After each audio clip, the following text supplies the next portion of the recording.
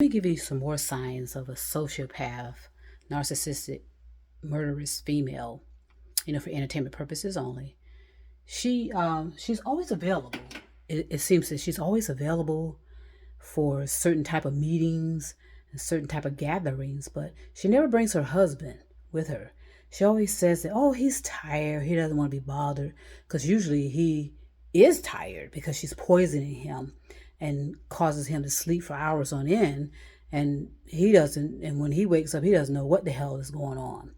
And then she'll come back and lie to him, because they're expert at gaslighting. They are experts at gaslighting, saying, no, and always turn it on him. He'll say, well, what happened? And then she'll say, well, I mean, what, you don't remember what happened? You don't remember how you were acting and how you were carrying on at the party? That's why I decided not to take you this time. And, they're very clever in what they're doing.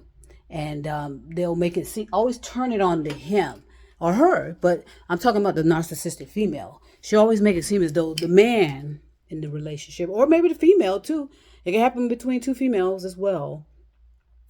But this particular female wants to always be the dominant one. It doesn't matter whether she's femme or masculine. That's irrelevant. She wants to be the dominant in making decisions, dominant in the conversation. She, in a more secretive domination, if you know what I mean. She always has somewhere to go. She always has somebody she needs to meet with.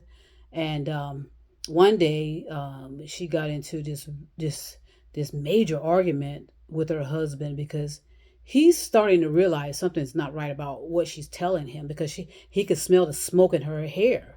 And he knows she's very particular about her hair. And he asked her, why do you have a smoke scent in your hair?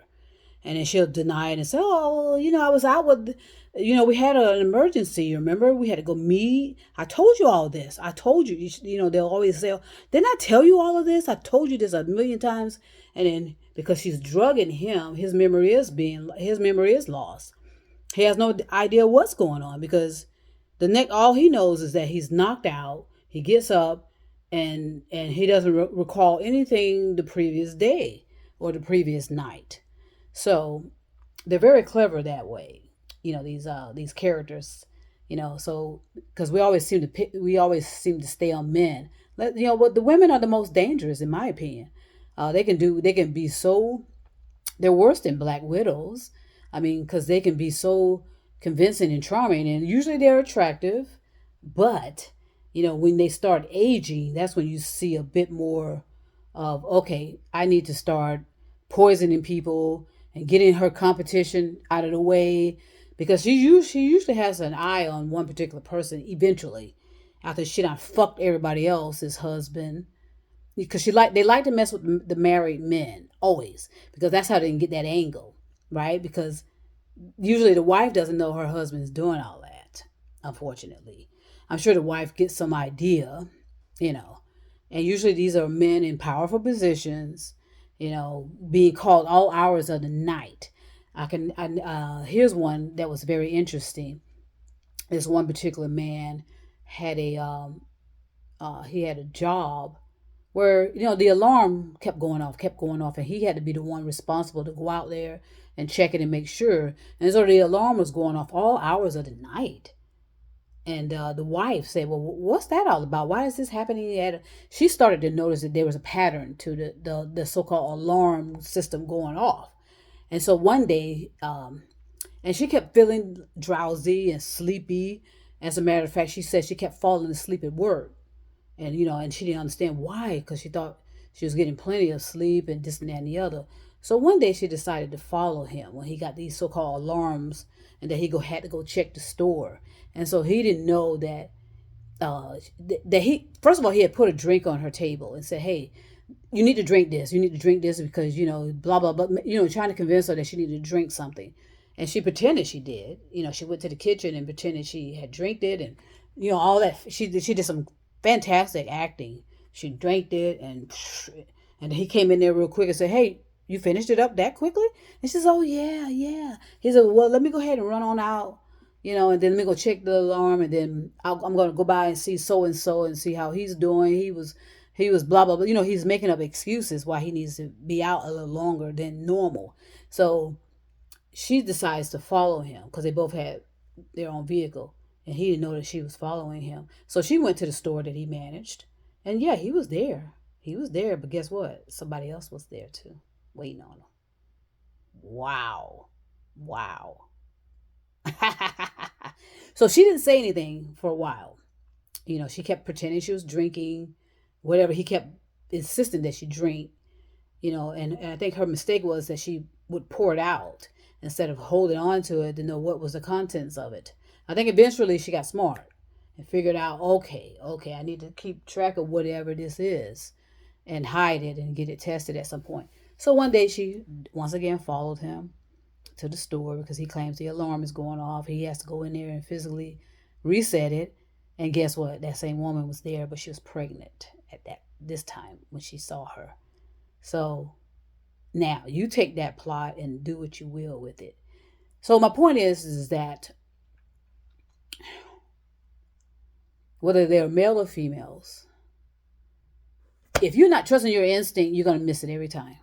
And your instincts do warn you about this stuff. Okay, they do. Your instincts do warn you. And so, and the contradiction in what people are saying. I'm not saying you need to be following people. I'm not saying that you don't need to be putting your life on the line. Trying to get in character. For these movies that you plan to release. But at the same time, you just need to trust yourself and don't allow someone to dominate you. Okay, there's no need to be dominated by anyone, whether they're male or female. Why is there a need to be dominant where somebody's thinking they're supposed to control things? I don't allow that, and I don't dominate anyone. I don't allow myself to be dominated. When I get with somebody, it's an equal relationship. We're gonna be, equal partners through and through. And that's why a lot of women who have broke up with me, realized that they couldn't dominate me, and that's the way it is. You're not gonna dominate Michelle, and you can say whatever you want to say, do whatever you want to do, but no one's going to dominate me. I've allowed someone to dominate me, and each time I almost lost my life in doing so. So that's not going to happen ever again. So isn't that a great plot to use? So go ahead and use that one. Like I said, the female narcissistic is the one that's always overlooked. And whether she's in a movie or book, we always focus on the man. But consider for a moment when you talk about these serial killers from the past, like the Ted Bundys, the blah, blah, blah, blah, blah. I can guarantee you there was a female a part of all of this and who was aware of all of it and maybe had encouraged these serial killers to do what they do because, he's drunk usually and he's spilling his guts to her and she's pissed off and disgruntled and, because nobody wants to fuck her, and so she's just as angry and hateful towards women as the men are. And, she, and in some cases, the female may have been involved with the cover up of these murders, these unsolved murders. Wow. See how you can go if you use your imagination. Just take it there. So the point of the matter is these sociopath, narcissistic, murderous females who work in all walks of life, especially when they're around a lot of power. When they're around a lot of power, like in government, they can wreak havoc through the floors of those buildings, because they can easily get asked, they can go into offices without having to make an appointment. They can interrupt meetings. They can be invited to meetings and they can be invited to parties. They always have to be invited to important parties, of course, to get the scoop on things. Sometimes, she may be hiding in closets, because the wife comes home unexpectedly and the wife doesn't realize that she's in one of the closets, in these big houses that most people don't know what's going on in each room of their house. She's there. I can guarantee you she's in there. And she'll probably spend the night there in the closet or hide it in the house somewhere. When you go off to work, guess what happens? Ooh, see. You got to take it there. So anyway, I'm going to come back and talk a little bit more about these these female narcissistic murderers, because we've been overlooking them for centuries, and they have done just as much havoc and caused a lot of havoc because of their ability to poison. And that's how they've been able to get away with so much for so long. Okay? Peace and love. I'll be back.